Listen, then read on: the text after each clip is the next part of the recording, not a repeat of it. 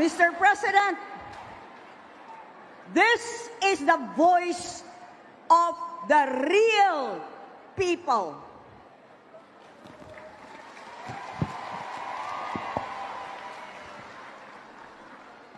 These are not trolls, nor created AI bots or voices coming from other countries.